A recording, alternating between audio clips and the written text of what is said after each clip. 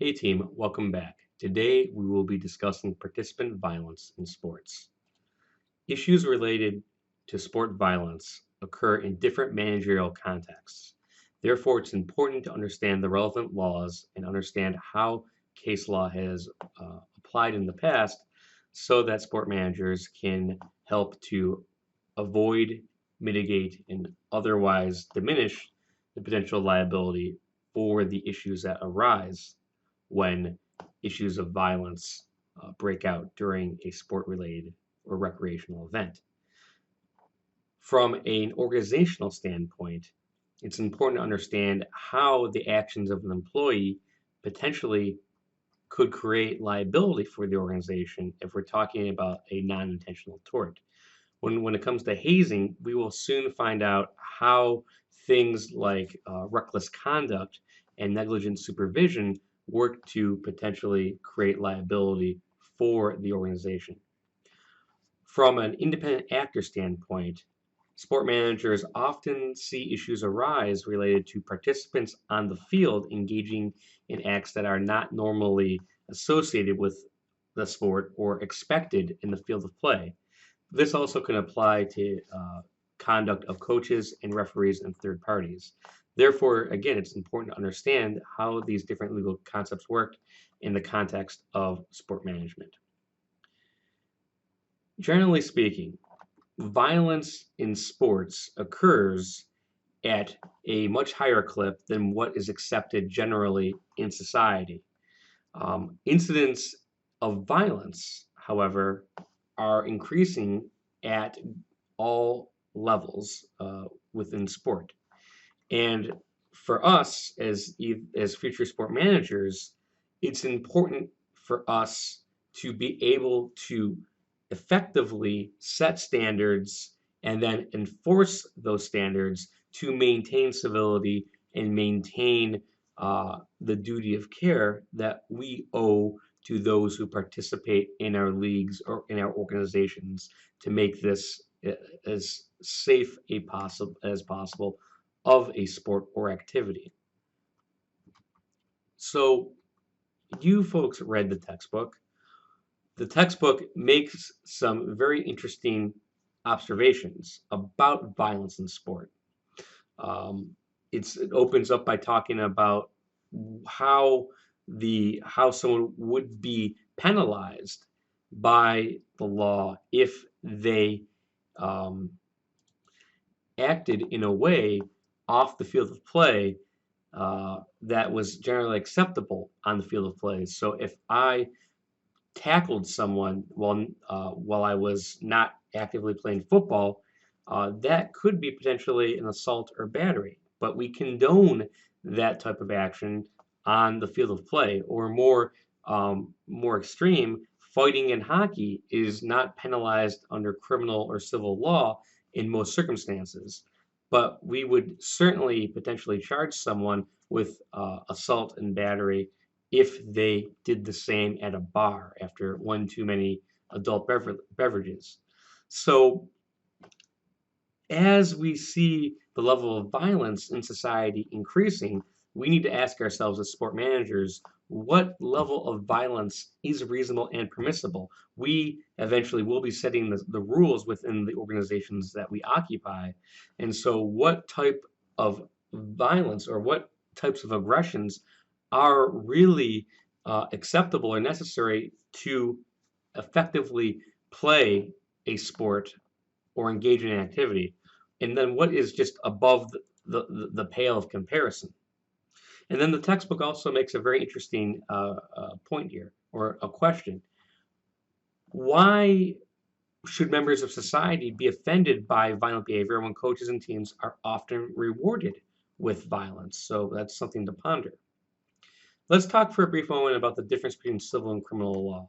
If you remember from earlier in the class, criminal law is intended to deter people from engaging in conduct that harms society. The types of things, burglary, murder, kidnapping, criminal assault. These things are dangerous to society and injure society. So we, we have a public policy vested interest to pass laws that outlaw and prevent and mitigate these types of acts from occurring. While criminal law is intended to prevent the social fabric from being harmed, civil law looks to individual wrongs. How has someone personally been aggrieved, and how can the law make them whole? In criminal law, someone might be punished through prison, but in civil law, they're usually punished by a fine by being liable for a certain monetary amount. Now, going back to that assault, punching someone in a barroom brawl, a person who engages in that conduct and becomes the defendant may be liable both criminally and civilly for the same conduct in a criminal suit and a civil suit. So criminal actions regarding sport violence do occur from time to time. In fact,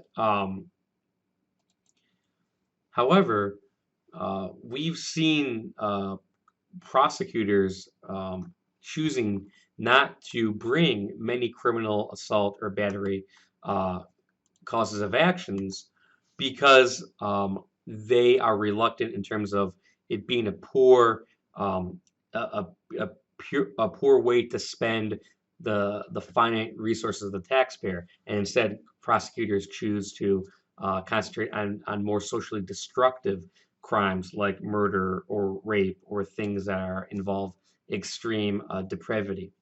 And it's also difficult to show what someone's state of mind was in terms of why they committed the crime. So instead of, even though some acts that occur in a sports setting could potentially violate criminal statutes, and we'll talk about that sort of process a little bit later. The courts choose to really defer to the civil courts so that people can be made whole, and then the question really arises by virtue of the textbook. Well, who is better suited to address violence in sports, the court system or the professional sports leagues? And I invite you to think about that because you need to ask yourself, well, is there a conflict of interest when we have professional sports leagues disciplining players who go above and beyond what's normally expected or condoned within their sports league? If you penalize someone and don't allow them to play, is that going to affect the level of play in the league, or are people not going to tune in and watch the games if their favorite player is not playing? So these are potentially conflicts of interest. But then the other question becomes, well, is it an efficient use of resources to have courts and judges adjudicate issues that occur on the field of play when the leagues themselves might be in a better position to take care of that?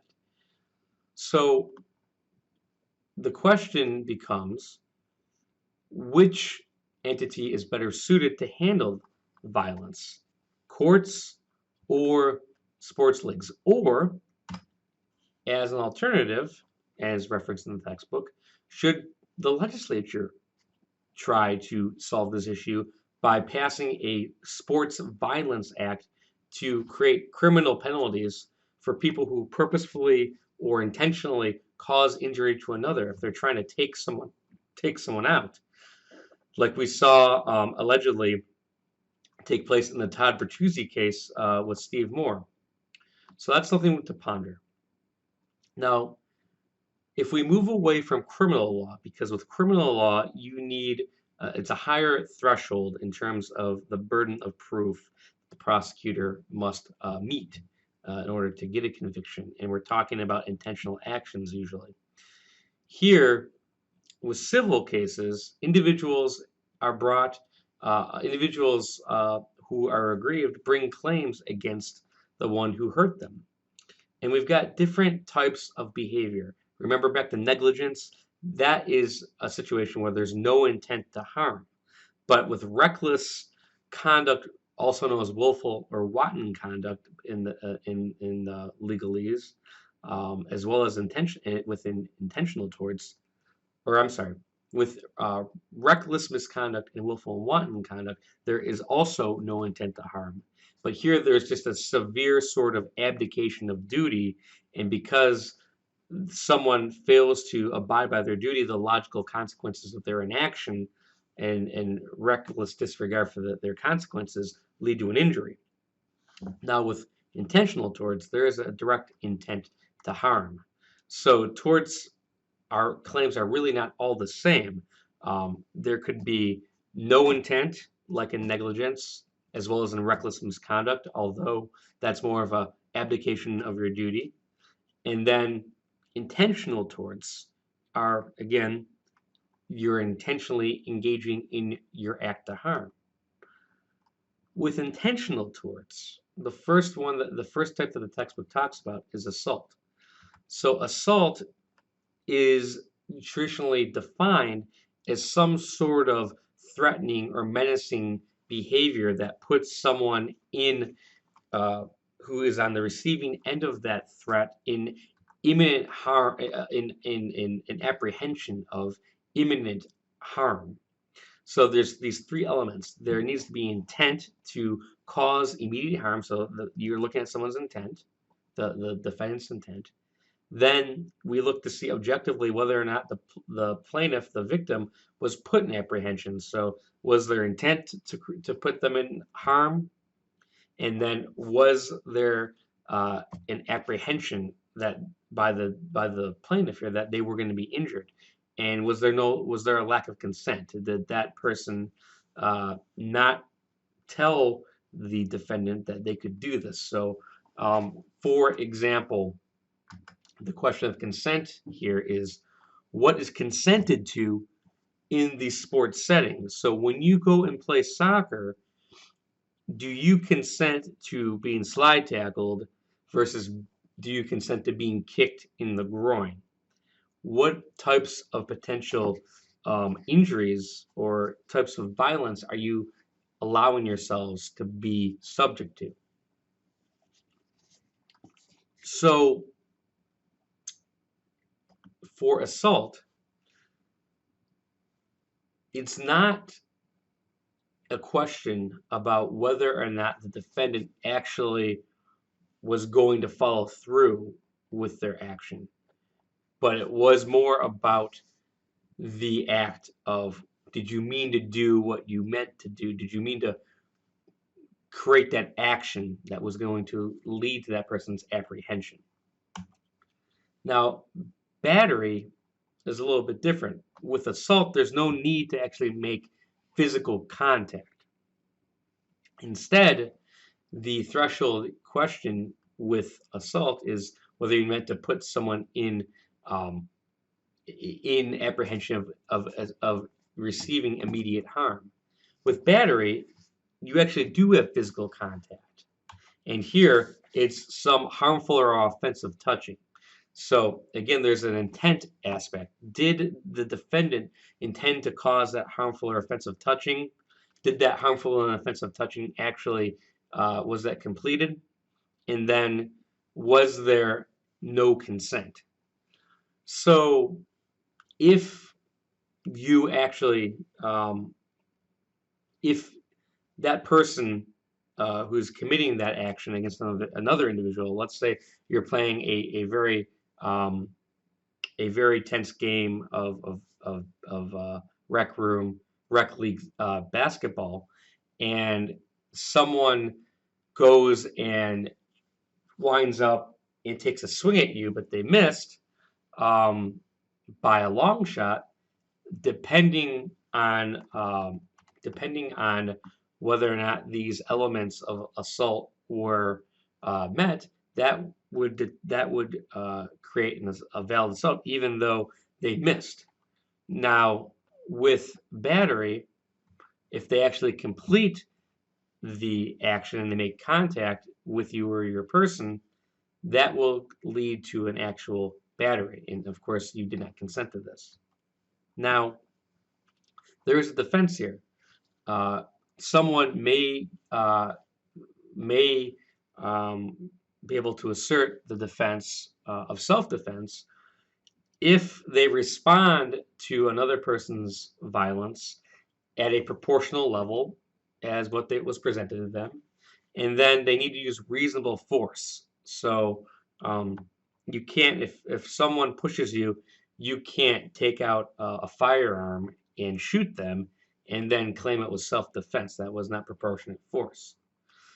You could also say privilege if it was based off of certain circumstances involving disciplining a child. So with that, in terms of reasonableness of force, a court will look at the age and sex and condition of the child, the nature of the conduct that occurred, and whether the force was reasonably necessary to compel the obedience of the child, and whether it was disproportionate.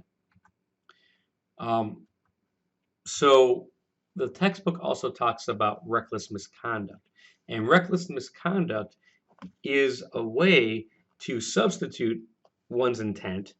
If someone did not intend to do something, but they were so completely, it was so completely inappropriate that they engaged in that activity, even if they didn't understand the likely consequences, the gravity of that action and the reckless disregard of the safety for others takes the place of intent. So that is why, even if an intentional tort has not occurred, the recklessness standard would sub in and show that you actually meant to engage in that intentional tort because it was so reckless. But the textbook also talks about uh, the standard that's used when a court evaluates um, misconduct that occurs on the field of play. And by virtue of this decision that's known as the Zabonzi decision, uh, we had this new standard that was created for violence that takes place on the field of play. And the court is trying to do a balancing test here. The court wants to balance the intent of not chilling vigorous competition that occurs on the field of play um, versus protecting people from actions that are completely unexpected and unacceptable to occur in the field of play. So in the Zabanzi case, you had a goalie who was kicked in the face long after that plaintiff had corralled a ball with his hands, and um, although the although the court didn't want to chill competition because if you use the negligence standard for violations of the field of what occurred in the field of play, if it's not an intentional tort and it's still we need to protect the people who were injured, the court chose to adopt the reckless misconduct standard because that would be for any sort of conduct that, while there wasn't an intent to actually injure another player, it was so beyond the scope of what's expected and reasonable within the common rules or traditions of that sport that that the person who committed that action should be penalized. So that's where we see this reckless misconduct standard being established. So with that being said, we should look at the question of whether or not players should be held liable for injuries that they cause to other people as a result of excessive violence. So we look as an example to fighting in hockey. Should hockey people who fight in hockey be held uh, responsible for their conduct? Or is there a distinction, do you think, between what happens on the ice and what happens in normal society? Is someone who plays hard and might play right on the line of what's reasonable, uh, be held liable for something that might cross the line, or should everyone be held liable for their actions? So that's a question that's worth exploring. So in terms of competitive strategies for violence and tort law, in terms of avoiding assault and battery, an organization should develop policies and practices setting forth zero tolerance for excessive violence, and coaches should be rewarded for emphasizing skill rather than violence for their team, and that coaches should be penalized, and players should also be penalized who don't show good sponsorship, sportsmanship. And then preseason meetings should be held at the amateur level for parents and players to be educated on good sportsmanship, and then officials should be uh, told of the zero tolerance violence policy that you as the sport manager has created. So now we close in talking about two other issues, which is hazing and violent actions of employees. So hazing certainly has been in something that's occurred in sports uh, for a very long time, and it was generally defined by the Elford study as any activity that's expected of someone joining a group that humiliates, degrades, abuses, or endangers, regardless of the person's willingness to participate. And it could be something as innocuous as making someone sing during training table, which is actually what I had to do when I first started working for the Michigan football team.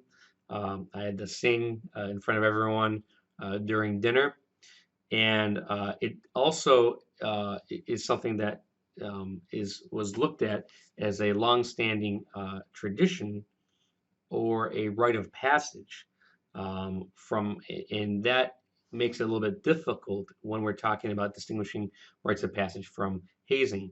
And certainly consumption of alcohol at times is very common when it comes to hazing. With the combination of these things, especially what's defined in the Elford report, there's the possibility of criminal and civil liability here. So, in terms of strategies for preventing hazing, you need to make sure that as a sport manager that policies and procedures are created that clearly defined hazing and work towards creating alternative rites of passage that don't fall under hazing.